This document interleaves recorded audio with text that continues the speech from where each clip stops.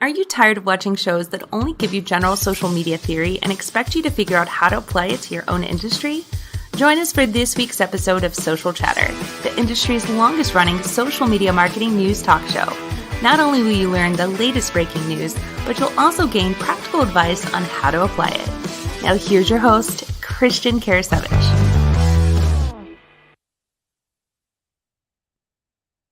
Hello, everyone. Welcome to Social Chatter, your weekly social media marketing news talk show. This is episode, and I got to make sure I got this right, 336 with myself, Sarah Monroe, and this week's guest is Tim Campbell Smith. So I'm going to go and bring on Sarah. We're going to kick things off. We got a lot of really good news to talk with you about this week. I know last week's show was a different show than we've normally done, but we'd love to hear, what you think about it. If you like that format or like us to mix things up. Just let us know. But Sarah, it's great seeing you. How you doing?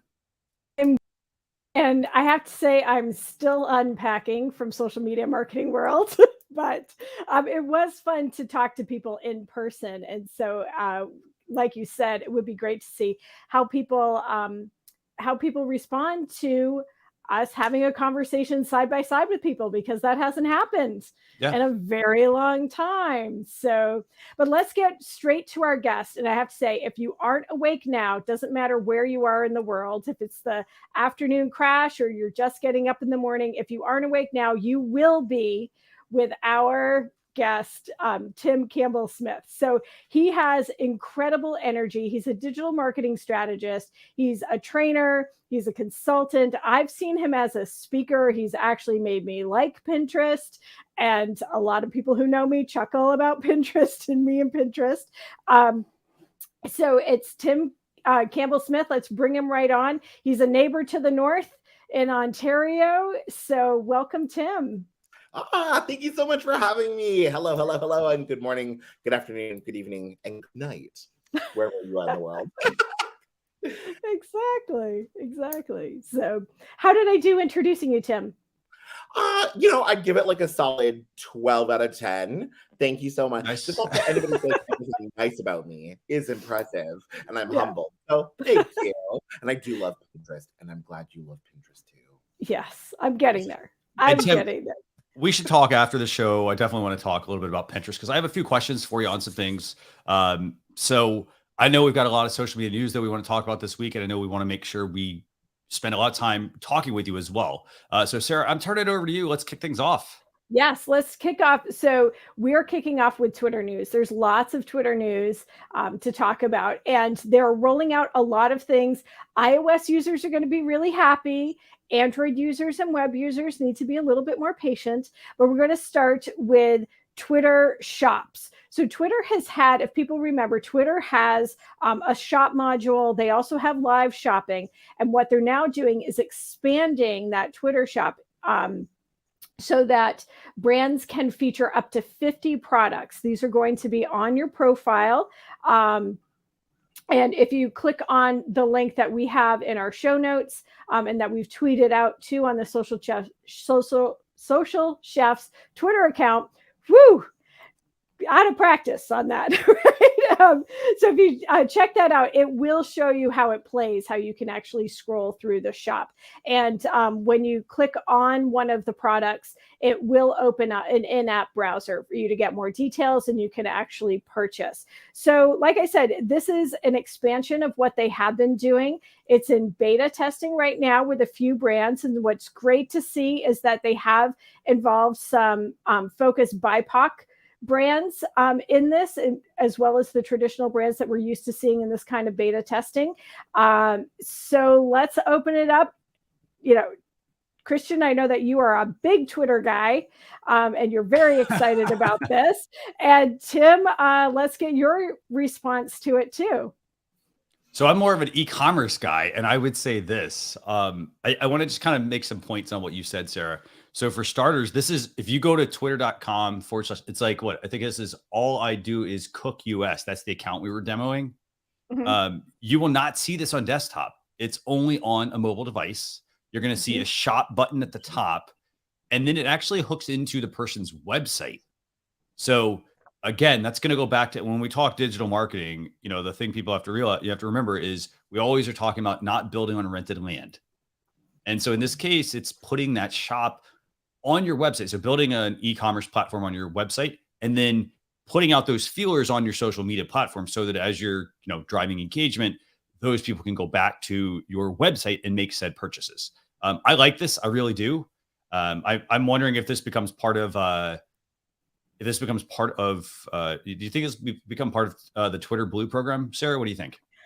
Probably not, because people will want to shop without a subscription wall. Yeah. So I don't think it will be. My question is, will it connect with some of the other shops that you can do? Can you use Google Merchant, right? So that if you don't have the website built or the skills to really build out a shop, or you want to test whether or not it's going to work, will Google Merchant work for you instead of that on platform, on website shop? So Tim, what do you think? I love everything about this. I think the future is e-commerce. Someone in a workshop recently asked me, do people expect to be able to buy on social media all the time? And I said, I don't know if they expect to buy all the time, but they expect to be able to when they want to on social media. Yeah. Facebook and Instagram really led that with their shops. If anything, my thought is, why did it take this long? Yes, I want to be able to shop right on Twitter, right on every single social media platform. Love it. Mm-hmm. And I gotta say, I love the whole, if you think about like the tentpole effect that's going on here, like, if you put, you take the time and set up your shop with the right products, then you put that call to action, not just like, link in bio, or in the case of Twitter, hey, here's my website, go click on it. We always talk about CTAs, having clear CTAs. Just because you put your website link up doesn't necessarily tell me that's where you want me to go shop.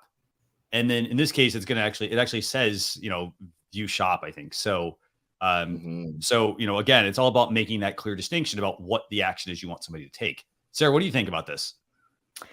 I think it's great. I think it's good for the Twitter niche, right? I don't know that Twitter's really been the shopping place. I have bought several things through Instagram. I'm not wearing them right now, but I have a few bracelets that I bought through Instagram ads. And it's going to be interesting to see how it gets targeted. I think it'll be great for more sports oriented brands. I think it'll be great for advocacy oriented brands. And then the rest, we'll see how it shakes out. I mean, we're really seeing people are moving away from Facebook and Facebook shopping. And this is another way to integrate e-commerce and maybe make a play. There'll never be a play against Amazon, but just another place for people to see. And I got to say, I assume the process is going to be like your typical process of uploading products, to your website. For example, a lot of times it's people fill out a spreadsheet. There's very specific information that Amazon collects to ingest your products. It works the same way to bring them into your own website. I'd say this, it's not going to be like, oh, I'm putting my entire product catalog up on Twitter. What I want to do is I want to really dial into the numbers and then look at, kind of like Tim, we talked, I know you're interested in analytics, but for Twitter shops, like I want to make sure I look at my analytics and say, okay, what are my top 10 best sellers? And let me make sure those are what are featured in my Twitter shop, for example. And it does say, by the way, view shop on the actual like call to action button that's in your profile. But again, this is open to a very limited audience. I mean, the account that we talked about, they have 2,800 followers, which is kind of interesting that they got this feature. But that's pretty cool. So, well, they are trying to elevate some brands that may have been maybe from marginalized communities. So I really think that's great that the testing is coming out in a very equitable way. It's not just the usual players. Yeah, definitely. Well, so that's some really good Twitter news. I mean, in terms of getting this, they're rolling it out to some users right now. Sarah, is there other Twitter news this week that we want to cover? We have 3 more pieces of Twitter news. So I'm going to roll quickly and then we'll all comment on it. So first one, Twitter timeline. Twitter is going to give you a chance to pin your timelines in a different way. So when you are in Twitter, you're going to see that little star icon up in the very tippy top, and you'll be able to pin either home or latest. And I tested this actually, and what's great is that it stays, right? How many of us keep switching on Facebook to most recent, and if you click on a post and go back, it's disappeared and you have to go back to the recent. This actually stays. So you can either see your home feed, again, a little bit of an algorithm at play there. And then you can also see the latest. So it's a nice way to switch between the top tweets or the algorithm tweets and the latest tweets.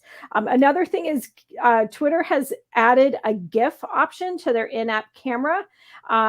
It looks a lot like Boomerang for those who may be accustomed to that. But basically, you can create your own little GIF just by using the Twitter app. You just open up your camera, record a few second video, and it will play on a loop just like other GIFs. So it's just kind of a fun tool to play with. And then the other piece is that Twitter Spaces is testing clipping. Again, very limited audience for this. They're allowing some hosts to clip up to 30 seconds. And what's cool is that it looks like it's creating a little bit of a graphic using some of the text from that clip. And then the little play, you get to see the little audio line. So it gives you that visual cue to press play to listen to it. So just some fun little pieces to make Twitter a little more engaging, I'd say, and create some fun content for your feed. So what do you two think about that? This is, I don't know. I think off of this, I think my favorite piece of additional Twitter news is probably the fact that you have audio clips for Spaces. I like the visual aspect of that. The fact that, again, that's something we've always talked about, Sarah, about like taking, certain parts of this show and pulling those out. And a lot of times we'd have to go through another program. The ability to do that in Twitter Spaces would be pretty neat. And then if they added, hopefully they would add some sort of automated process where it could go through and maybe highlight, maybe the part where you got the most retweets or you got the most whatever's off of it to make a clip for you. I think that would be really useful. Sam, what do you think? Hear me out. This is going to sound strange. I'm most excited about the ability and making it mainstream to create your own GIFs straight out of Twitter, because the branding possibilities. Think about how silly and fun and ridiculous your brand could be through ridiculous GIFs that you create. My head right now is spinning with all the possibilities of creating your own GIFs and getting them out into the Twitterverse as quickly as possible. So I think there's some fun possibilities here. Yeah. I do like the little GIF aspect. I've been a fan of Boomerang within Instagram for a long time. And so it's nice to see that Twitter is just adding that tool to make it a little more fun. Definitely. Yeah. By the way, sticking with audio here, I think we have some more news, right, Sarah? Audio, yes. Clubhouse. Still around. Not going away. Still around. If you're like me, I still get the little notifications from some of my favorite creators going live on Clubhouse. And I still look at my phone and say, I can't listen right now, and just put it down. But what Clubhouse is doing is it's giving people a chance to create some social rooms. So they're calling this the wave bar. So you get to wave to people that you can see. You'll be able to see who's online. So that's what those little round dots are across the top. And it's giving the prompt to talk with friends. So when you do wave at them, what happens is that it's going to open up a social room. So it's really important, if you're expecting this to be private, the way it has been in the past, when you open up a room with someone, it's not private unless you press the lock. There's a little lock function there. So it does open a social room. Other people can join you. It's just a way to engage a bit more, keep people on Clubhouse and mixing and mingling. So what do you think, Tim? Are you a Clubhouse user? Yeah, here's my relationship to Clubhouse. I don't really use it, but like you, Sarah, I still have it on my phone because I excited about the possibility. Mind you, I do tune in once in a while. I'll just get that one notification. I'm like, you know what? I'm going to put in my headphones. I'm going to listen to this. And I know if I got some notification, like a friend is waving at me, I'd be like, well, now I have to join in. So I don't know. There's still a bunch of things that are exciting and possible for it that I'm not willing to let go of yet. I know. And so many TED creators are still on Clubhouse. Clubhouse has that exclusive relationship with TED. So, all those great people that I love to follow, I see those notifications come up, and who knows, maybe you can wave at them and get into a social room, right? Through this. Right. But also, like, imagine if one day you're hanging out on Clubhouse and just randomly Oprah Winfrey and Adele pop up. Like, what other social media platform is like, has that happened on, where you're just like, oh, I'm literally listening to Oprah Winfrey and Adele right now. This is the live. Yeah. So I still hold on to that nostalgia for sure. I had my own little fangirl digital marketing moment when Mitch Joel brought me up on stage during one Clubhouse event. I was like, oh my gosh, I get to ask a question. So that's what keeps me involved too. So, yeah.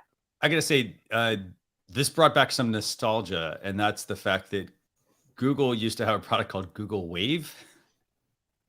And now you have Clubhouse Wave.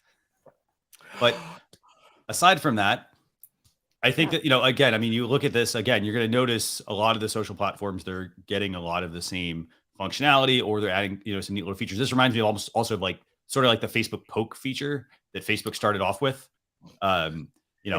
So again, and we'll see where this goes. I personally, I was just thinking about it. I was like, do I have Clubhouse still installed? I'm not sure. I don't actually remember because I really haven't used it very much. But again, I mean, there's always value.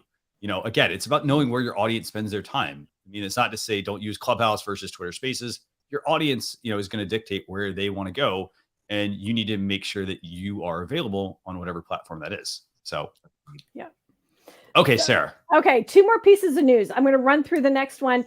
Instagram product tags. This is another one of those internet sleuths who's seen that there are product tags. What's different about this is that the product tags are showing up in a feed post, not necessarily an ad. So I think a bunch of us have seen product tags on Instagram before. It's looking like this is going to be within a feed post. Again, hard to tell. This is not news directly from Instagram.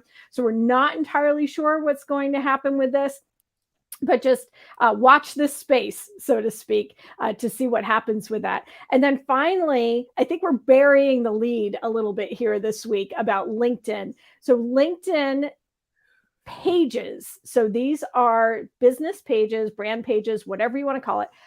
LinkedIn pages, not profiles, are getting newsletters. So if you remember back, I don't even remember in 2021 when they launched articles for pages. So this was our chance to add longer form content and publish as a page, not as a profile. So now they are bringing the newsletter piece to pages. And I have talked to a handful of friends who have been using LinkedIn newsletters, and they have had incredible success.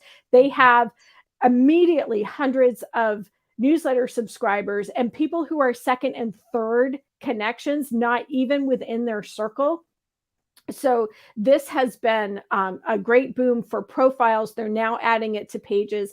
I have to say it's great for people who have been reluctant to getting into email marketing. Sometimes that can be a bigger expense, especially if you're a newer business, or if you just have a lot of followers on LinkedIn or a lot of connections and you want to build that page. This is going to be a great way to do that. They actually use a use case, Zoom and someone else. I think Zoom had 100,000 newsletter subscribers nearly immediately within just a few days. So this is really, they've tested it a little bit.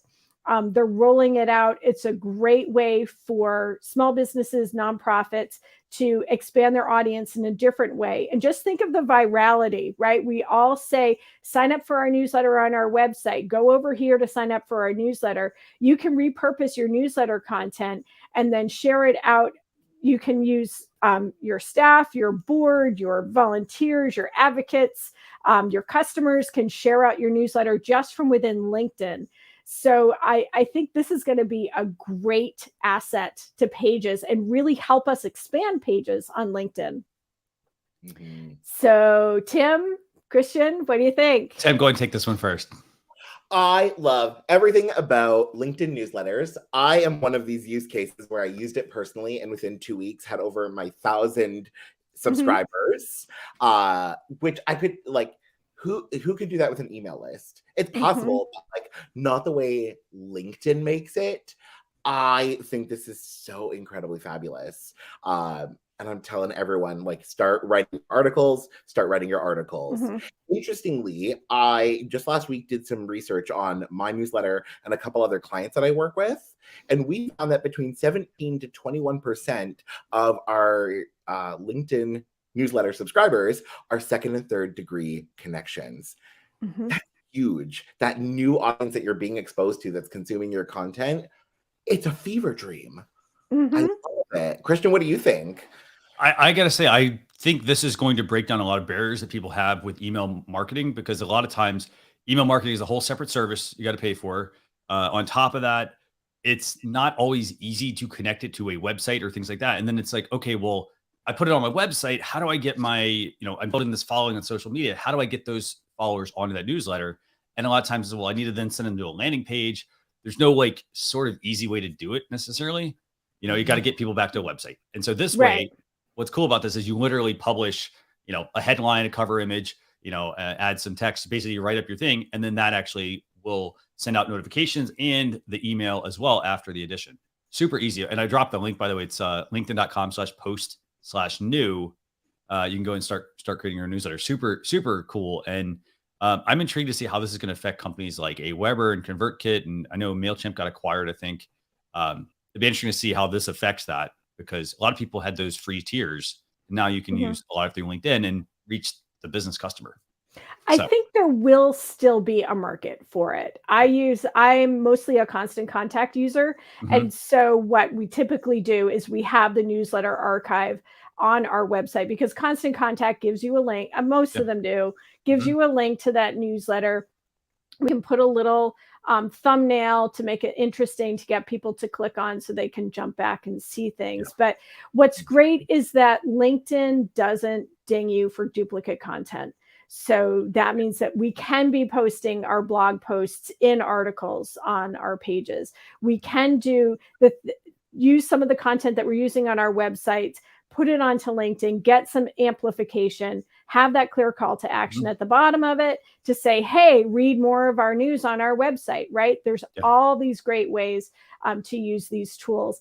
I'm interested to see how much, if I can really lay out a LinkedIn page newsletter like I do in Constant Contact with the different images and links and ticket buttons and all those kinds of things that I use in traditional email marketing tools. Very cool. Well, this is going to be a space to definitely keep an eye on. Sarah, maybe we'll have to test this out and see how we. So we'll see how it goes. It says limited to one newsletter per member, by the way, as well. So just kind of keep that in mind. So if you're doing multiple things, then it might be hey, here's all the stuff I've been up to, and determine whatever that frequency needs to be. So right. I mean, you won't get the same list segmentation. That's what's great about email marketing, is that you don't necessarily have that list segmentation. That's really important. So it is going to be, from a strategic standpoint, you're going to want to kind of think through that newsletter. If you're doing a lot of different things, maybe you need to create that, you could email monthly, or you could email weekly or biweekly or daily, but just kind of keep that in mind, because you are going to have to name your newsletter. You're also going to have to give a description and so forth. So cool. Yeah. Okay. Sarah, where do we go from here? We're talked about news. Let's move into our second act, where we get to talk to Tim. And Tim, I think we've already talked about Tim's energy. I love Tim's energy and approach to digital marketing. So, Tim, we're going to start with the big, hairy question for you. And you are a digital marketing strategist. So let's talk about digital marketing just in the broadest of terms, what is it and why it's important? Oh, coming at me with the big, hard questions first thing. Digital marketing, I think, is using any electronic digital tool to move along with your business, to support the movement of the business. Most businesses are growing, but I also hold space, and I've definitely worked with clients where the business was just trying to maintain its current presence or was exiting, and digital marketing was a part of that. But it supports the movement of the business. So using any electronic means to support that movement. So be it social media, we often talk about this could be websites, SEO, SEM, search engine marketing, and search engine optimization. For anyone who doesn't know, why is it so important? Because it's how we communicate these days. I would argue we can't not use it. As our world becomes more and more connected electronically, we have to be there. We kind of have to show up that way.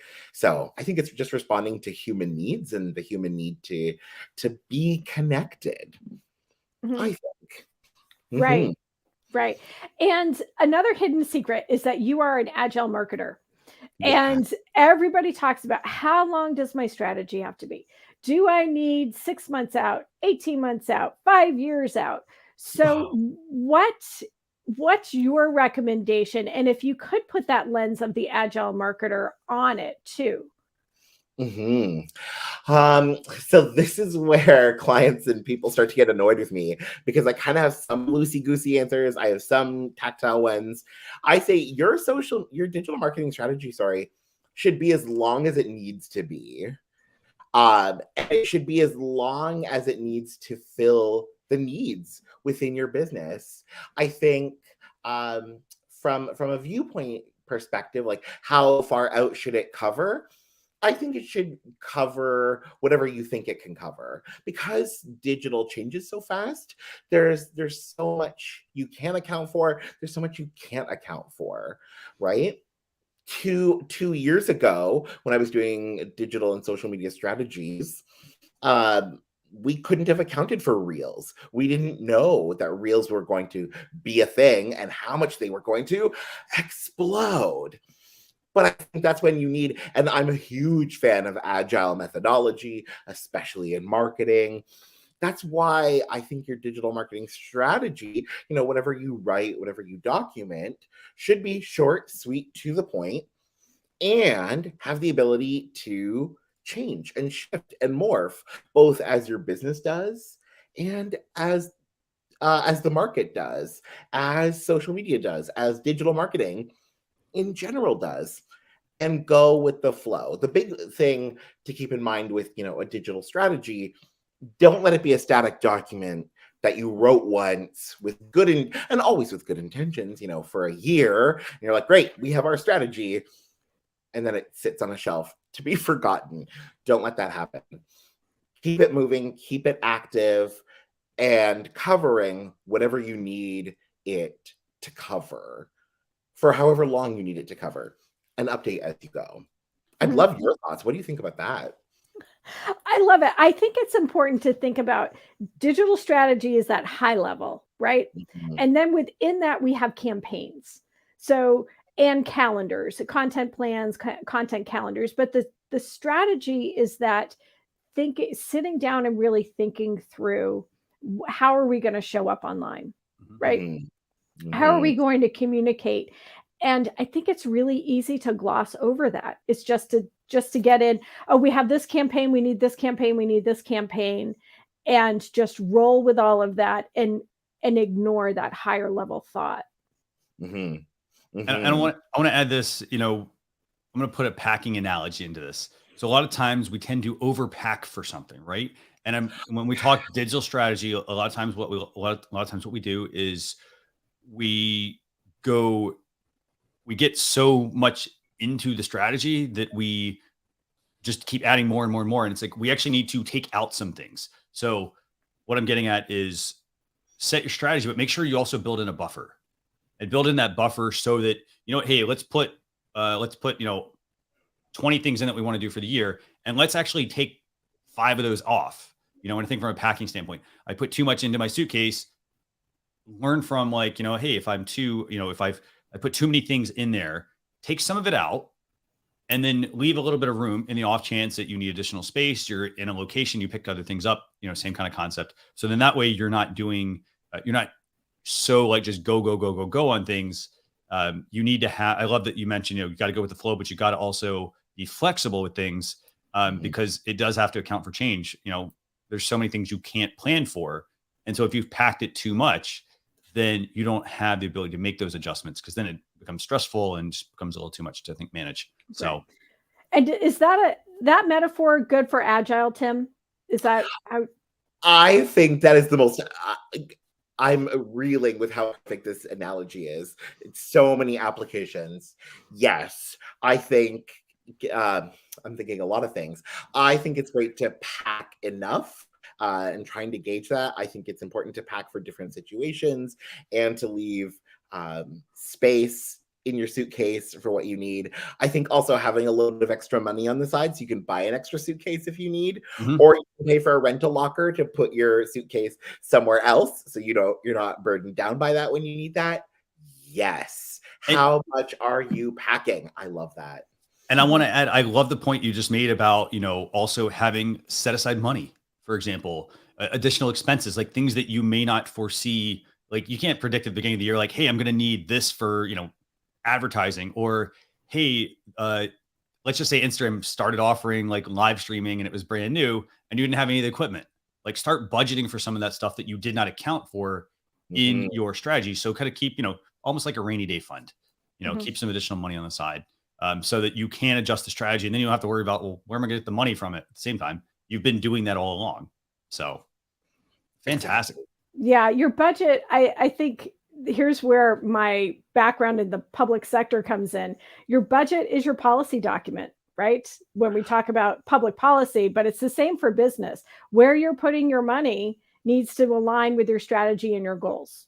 Really. So. Agreed. If I can build on that for a hot second, I also say your energy, your time, and your resources. Wherever you spend any time, energy, money, that needs to align with your strategy. That needs to align with your policy document, Sarah, to use your reference. I love that. Yes, always check where are you spending your time, energy, and money, and is that actually where you want to be spending it? Such a good question. Right. Point. So Sarah, let's, do we have another question for Tim? We do, because Tim is a big data guy too. And I've heard you speak, one of our good friends, you've spoken on her talk, strategy talk, Doreen Moore and Van Dam, about data. And let's geek out for a little bit about the data. So we have the high level strategy, we have campaigns, we've talked about what to budget for, time, energy, money. Now let's talk about what to measure and how to decide, was this successful? Was it not so successful? I don't want to say failure, but definitely an area to change. So where should we focus when it comes to analytics and figuring out what's working, what's not working? Yeah, I always say measure what's important to you. Whatever is important to you, that is what's worth measuring. And the other thing to remember is that everything you want to achieve in life and in business can be measured in terms of your digital marketing. Some things are harder to measure than others. I think of some friends who say, with my digital marketing, I want to educate. I want to focus on educating people. Okay, how do we measure education? And I like people to see that is a sticky point. That's a little bit of a harder one. So always bring it back to good analytics. Bring it back to good data, but everything can be measured. So measure what's important. So if you're looking for more sales, simply measure the number of product clicks on your Instagram or your Twitter when it's coming to Twitter. If you want more leads, then measure how many leads you're getting. If you just want reach and awareness, measure that. whatever's important to you, find the digital marketing equivalent and measure that. I find, especially when people get excited about data, I know this happened to me when I got into the world of data analytics. I just wanted to measure everything. I wanted to see everything. But what's important in measurement and in digital marketing is whatever's important in your business. Whatever's important is in your business, whatever you want to measure in your business, that's what we measure in digital marketing. That's where I'd start there. Okay. And one thing that I know you talk a lot about too, you talk about people leaving social media to go to your website. So this whole inbound, outbound concept, outbound social media, inbound to websites. So can you talk a little bit about why we really need to pay more attention to Google Analytics? Oh, where do I start? Do we have 6 hours? Yeah, we have to pay attention to that stuff. Hold on, we do. Basically, data always tells you a story. And it's about whose story are you listening to. Social media analytics will tell you what's happening on social media. Google Analytics will tell you what's happening on the website. But what I love about so social media will tell us when people leave. Google Analytics will tell us when people come. But there's a gap in the middle there, because not everybody successfully makes the transition. When they go to click on your website, maybe your website's loading is taking too long, the page speed is slow, or the page doesn't look like we expected, and we lose people. This is something that Christian was talking about, especially with like email newsletters, that we have to pay attention to. That gap is important and worth noting. So I think that's like the first main reason why we want to really pay attention to Google Analytics.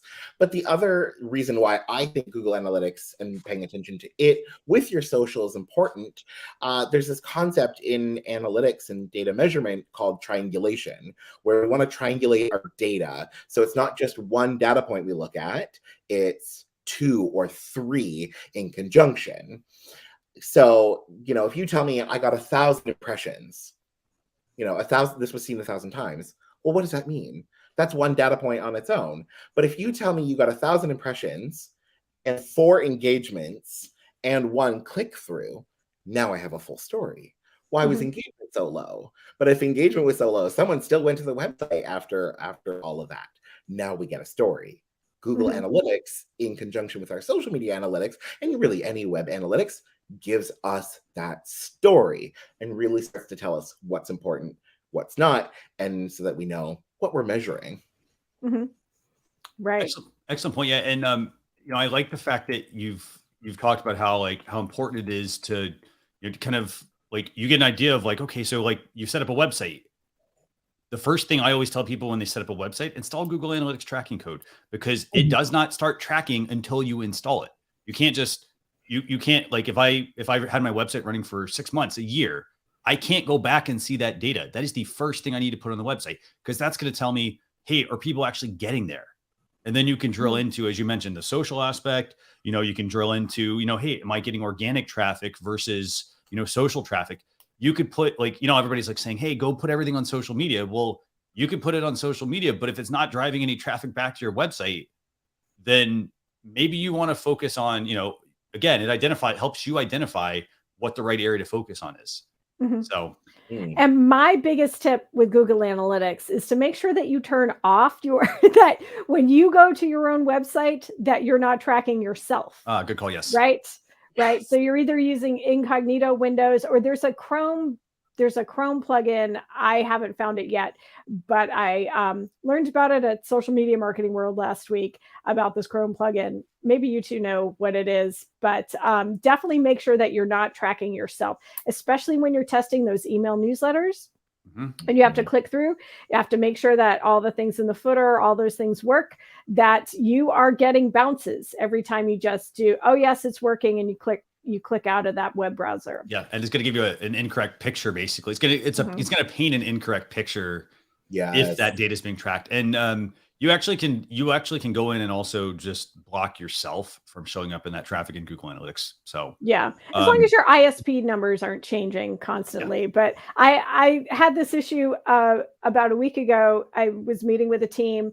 We were looking at analytics, and it was saying we had a peak every Wednesday around 2 or 3 o'clock.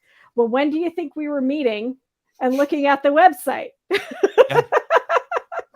Yeah. So that's one thing you could do, Sarah. The other thing you could also do, we talked about LinkedIn with those newsletters. That's a whole nother thing. Like if you put, for example, you could write your newsletter on LinkedIn if you decide to do that. And then you could put a link at the end of it that drives back to your website. And then if you go and have Google Analytics set up, you can look at your traffic and figure out, okay, I'm getting people signing up for this newsletter. That's great. How many people are actually coming back to the website? So, and that's going to be a telltale sign, I think, whether you should continue doing that. I would not say like, Tim, let me get your thoughts on this. How long should somebody spend when they're doing some sort of test like that? Should they run it for a month, 3 months, and then make a decision on what to keep, what not to keep? What's your take? When it comes to testing things like this, I usually say, and now the agile marketer in me is going to come out, the maximum, because I know people love like a base benchmark, the maximum would be 3 months that you would test the data. But I would be looking at the data either every week or every other week to learn in small iterations to see any changes and to know when to start making changes or when to double down on what you're doing. Part of that's an art, part of that is a science. The science, I think, comes with experience. The more you know how much data you need to make a decision, then it gets easier. But otherwise, I would look at it like every week, every other week, watch that data, no longer than 3 months. Within 3 months, I think you should have the data you need to start making bigger, better decisions and go from there. What do you folks think? Sarah? I like the every other week or once a month kind of timeline, just because it's really easy to get wound up into the data and just focus on that and forget about the creative that you also have to do, especially for a very small business organization. Data is crucial in evaluating what we do next or how successful something is. But you also have to get on with your daily life, right? And not use data as the excuse to ignore the other pieces of what you need to do as part of your strategy. And I want to use a stock market example here. A lot of people say, you know what? Hey, you can't watch the stock market every day because you'll go crazy. It's the same thing with data for your website. You can't look at your data every single day and see, okay, well, how do I do today? How do I do tomorrow, et cetera. Now, I will tell you, though, there is a cool little feature you can set up in Google Analytics. There's actually two things you can do. One is you can set up reports that will automatically notify you. So, for example, you set a threshold of, let's say it's 500 visitors, and so if you hit some of those numbers, they will email you and tell you, hey, here's the report with this action happened, or hey, if the traffic is below, 100 visitors, they'll send you an email. So then that way you don't have to worry about, well, hey, I'm going to log in and check. Oh, there's 105 people, for example, or there's less than 100. Like you'll get that notification. You kind of put it in the back of your mind and okay, when it is time to review things, at least every month, you get an idea of how things are performing. There are also some other plugins you can install as well that will put all of that information right there at your fingertips. So you don't have to go into Google Analytics as well to see it. So awesome stuff. I mean, and in terms of like how frequency, I mean, check every single month. That's my thing. Make it part of your process. So Agreed. Okay, Sarah. So last part of the show, we're going to talk a little bit about tool of the week. And this week's tool of the week is a small light panel. And actually it's early on the East Coast for me, and we sprung ahead last week. So I'm actually using my little LED Keylight. So this is one that we found on Amazon.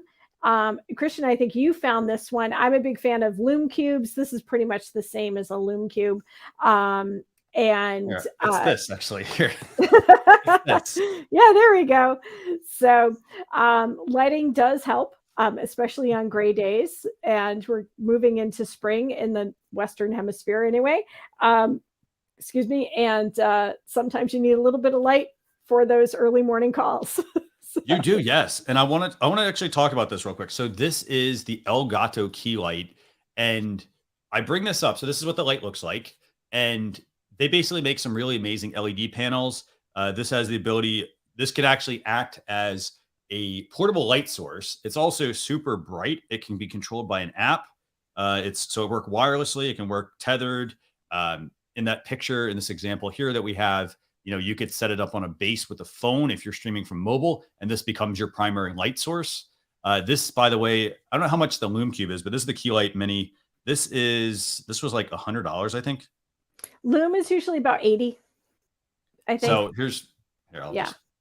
so it's like, it's pretty darn bright, and there's lots of brightness settings. You can use it as a fill light if you need to. Again, you don't have to, just think of it like this. The reason I brought this up was because if you're creating products for your shop, your Twitter shop, for example, you want to make sure you take good quality photos of your products. And that's why having something like this to help light your product when you're taking the photo can be super important, because then that way you have the product shot to put on your website to be able to promote it and make it actually look the best that it can. Because how many of you have ever taken pictures of food?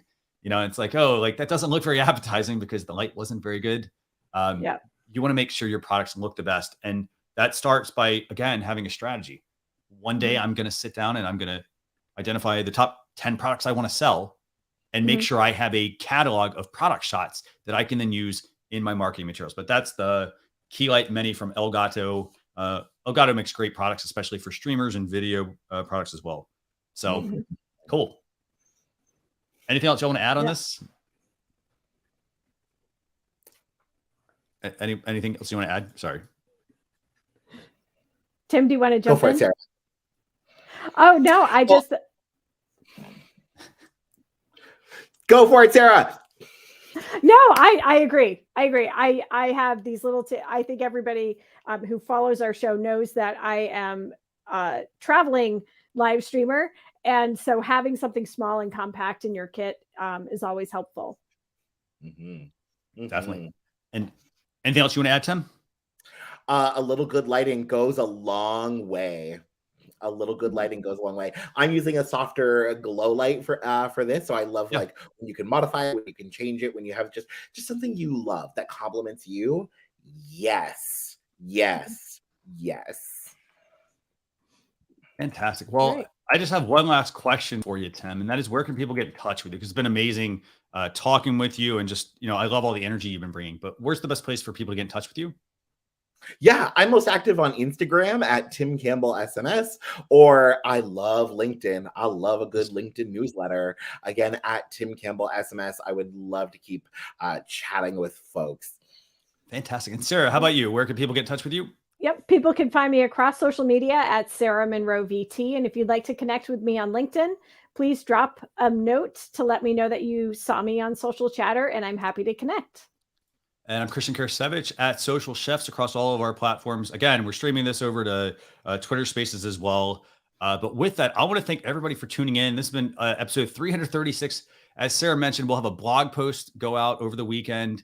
That will include links to all of the topics we talked about, the answers that Tim shared, link to the tool of the week, and so forth. You can check that out at socialchefs.com/SC336. But with that, we'll be back next Thursday, actually, a little later show, I think 1 p.m. I think, Sarah, with I think we're gonna have Professor Nez on. So we hope you all will tune in and join us. Should be a very interesting conversation. But with that, I want to thank everyone for watching. We will see you all on a future episode. Thanks a lot, everyone. Bye. Thanks, friends.